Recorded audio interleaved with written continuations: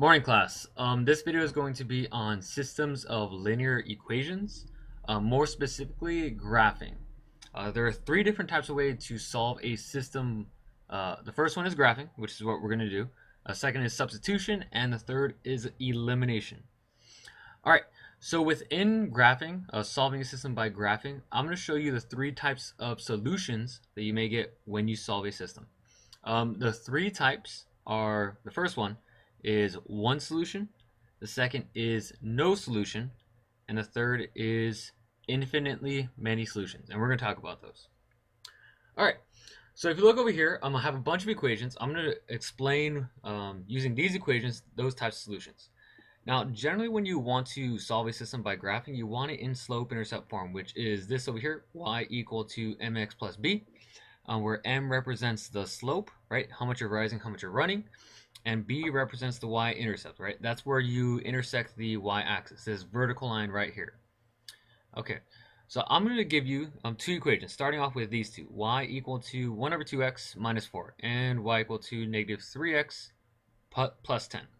All right, now if I were to graph this equation, this would tell me to start at negative 4. Negative 4 on the y-axis looks like it's right over here, okay? Right at that point. And it's telling me to move. I'm going to go rise 1 and run 2. So from this point, I'm going to go up 1 over 2 to the right, up 1 over 2 to the right, and it would just continue that pattern. Well, instead of doing that, I'm just going to show you what that graph looks like. Bam, it's right there. So this equation represents this graph on a coordinate plane. Okay, well, similarly, this equation, it's telling me to begin at positive 10. Well, I'm not going to go down 10. I'm going to go up 10 right over here. If you look, it says my slope is negative 3. And you could think that as negative 3 over positive 1. So that's going to tell me at this point, I'm going to go down 3 and positive 1. I'm going to go to the right one. Down 3 to the right one. Down 3 to the right one. All right, I'm going to show you what that graph is. Okay, so what we have right now in this system, we have two equations that gave us two graphs. This is one solution. Now, why is it one solution? It's one solution because these two lines of these two equations intersect at one given point, right? They intersect right over here. This is a very important point. I'm just going to click that. Okay, so it's telling us that it intersects at the coordinate 4, negative 1. Meaning from the origin, I'm going to go forward to the right and down 2. Or sorry, 4, negative 2. Down, forward to the right, down 2. Okay. So if I were to put this, it means it is a solution, because if I were to put this coordinate x for 2 or x for 4 into here, and y, which is negative 2, into here, I would get a true statement for this equation and this equation. It's the one coordinate that satisfies both equations. Okay, so that's what a solution is. It's a coordinate that satisfies both equations at the same time.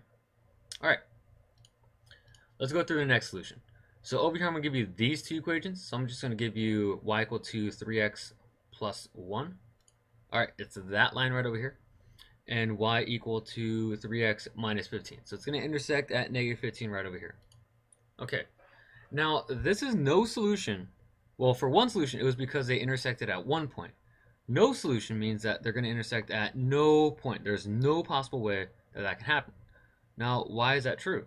Okay, well, m represents slope. If I look over here, they have the same slope.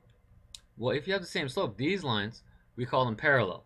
They're never going to intersect. Okay, they're just going to keep going on up, keep going on down, and they would never touch each other. All right, so with that, no solution. They have to have parallel slope, or that's the same slope. But if I look over here at my y-intercepts, they have different y-intercepts. All right. And finally, for infinitely many, I'm going to give you this equation over here. We have y equal to 2 over 3x plus 4, meaning I'm going to start at positive 4 on the y-axis right over here. And 2 over 3, I'm going to go up 2 over 3, up 2 over 3. Well, this is in slope-intercept form. I'm going to give you this other equation over here. This is actually in standard form. Well, it turns out if I were to convert this from standard form into slope-intercept form, I'd get the same exact line. So watch this. I'm going to click this just to reveal the graph.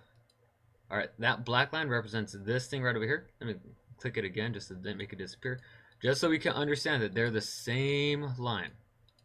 All right, so what a solution represents, it's the points that are on both lines. Well, since they're on both lines, any point on this line will satisfy both equations. So if I had a point, let's say right over, let me see if I can get this close. Turns out I can't. Alright, the point negative 18, negative 8 is a solution. So are all of these other points. They're all solutions over here. Even this point right over here, which is, looks like 0, 5. Alright, all these points satisfy both equations. Alright, well that was systems of equations, dealing with graphing. We got a lot out of this, and that's it. Bye.